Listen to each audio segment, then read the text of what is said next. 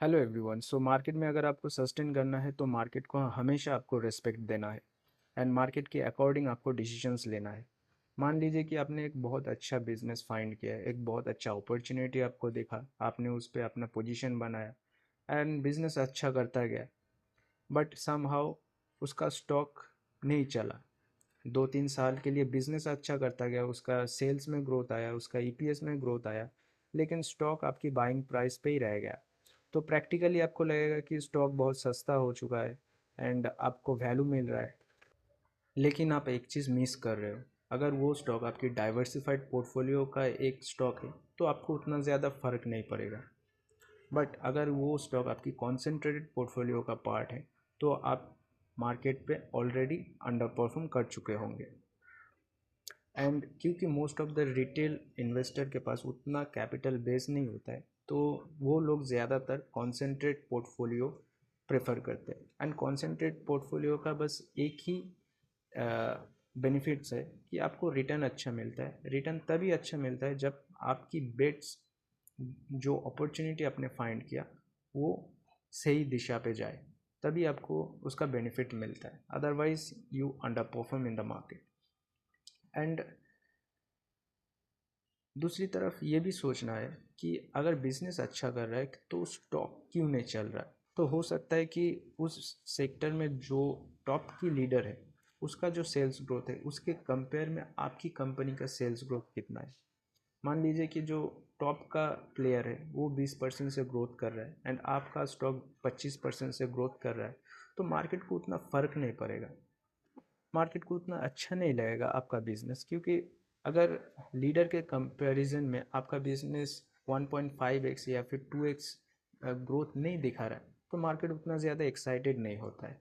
And दूसरी तरफ एक चीज़ और है कि लोग सोचते हैं कि अगर मैं एक यू नो लार्ज कैप या फिर मिड कैप स्टॉक ले लूँ जो ऑलरेडी इतना बढ़ चुका है, तो और कितना बढ़ सकता है।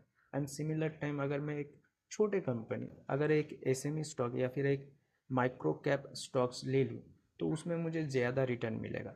देखिए, मार्केट को मार्केट कैप से कोई फ़र्क नहीं पड़ता है, जहाँ पे उसको ग्रोथ दिखेगा उधर पे ही आपको रिटर्न बना के देगा। सो मैं आपको एक एग्जांपल देता हूँ।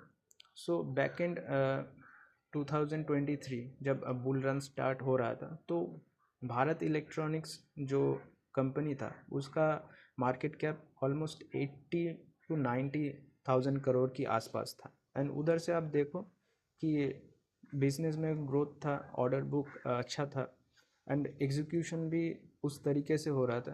तो उस जगह से आज मार्केट कैप 4 लाख करोड़ का बन चुका है, ऑलमोस्ट 4x हो चुका है स्टॉक।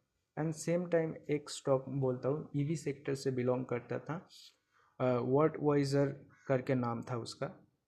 तो उसका स्टॉक भी 75-80 रुपये के आसपास था एंड उसका मार्केट कैप कुछ 1700 करोड़ था। एंड गवर्नमेंट उस टाइम सब्सिडीज दे रहा था एंड वो स्टॉक बहुत अच्छा कर रहा था, 5% करके सर्किट मार रहा था। लेकिन समहाउ उसका जो एग्जीक्यूशन था वो एग्जीक्यूशन कंपनी ने सही तरीके से कर नहीं पाया। तो उधर से देखो कि स्टॉक आज 6-7 रुपये में आ चुका है, ऑलमोस्ट मार्केट कैप 500-600 करोड़ के आसपास। सो एक स्मॉल कैप जहाँ पे टेल विंड है, क्योंकि एग्जीक्यूशन अच्छा नहीं था तो मार्केट कैप कंप्रेस्ड हो गया। एंड सेम टाइम एक लार्ज कैप, उसमें मार्केट कैप क्या हुआ, एक्सपेंड हो गया। तो ग्रोथ बहुत ज़्यादा मैटर करता है।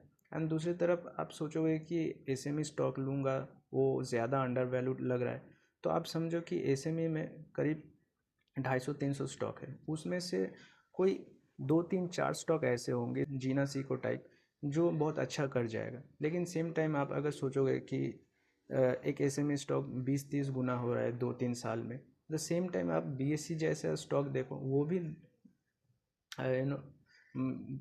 20-30 गुना हुआ। तो आपको जितना अच्छा, जितने ब्रॉडर आपको अपॉर्चुनिटीज़ आप फाइंड कर पाओगे, उस हिसाब से आपका रिटर्न बनेगा, ना कि आपकी परसेप्शन के हिसाब से। जहाँ पे ग्रोथ मिलेगा उधर पे आपको रिटर्न मिलेगा।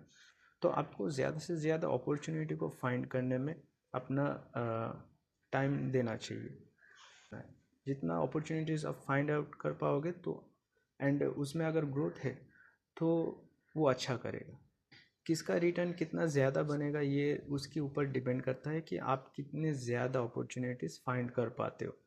तो वीडियो बस इतना ही तक रखते हैं। वीडियो बनाने की मकसद यही था कि हमेशा मार्केट को रेस्पेक्ट कीजिए। एंड एक चीज़ हमेशा याद रखना है कि डे टू डे बेसिस में स्टॉक पे वोलाटिलिटी रहता है, बट ब्रॉडर सेंस में अगर चार्ट अच्छा नहीं कर रहा है, चार्ट कुछ बता रहा है, तो उसको आपको हमेशा इंक्लूड करके रखना है अपने पॉइंट में, कि क्यों अगर बिजनेस अच्छा कर रहा है तो उसका चार्ट में क्यों रिफ्लेक्ट नहीं हो रहा है। तो उसको भी आपको थोड़ा इवेलुएट करना पड़ेगा। लोग बोलते हैं कि चार्ट को नहीं देखना चाहिए, लेकिन ब्रॉडर सेंस में आपको चार्ट थोड़ा देखना चाहिए कि एक्चुअली बिजनेस में क्या चल रहा है, क्यों नहीं उसका प्राइस इंक्रीज़ हो रहा है अगर बिजनेस अच्छा कर रहा है। तो ये सारी चीज़ अगर आप देखोगे तो आपको मालूम चलेगा कि मार्केट को रेस्पेक्ट करना ज़रूरी है, एंड मार्केट के हिसाब से डिसीजन लेना भी ज़रूरी है। अपना बायसनेस, अपना परसेप्शन क्रिएट नहीं करना है मार्केट पे।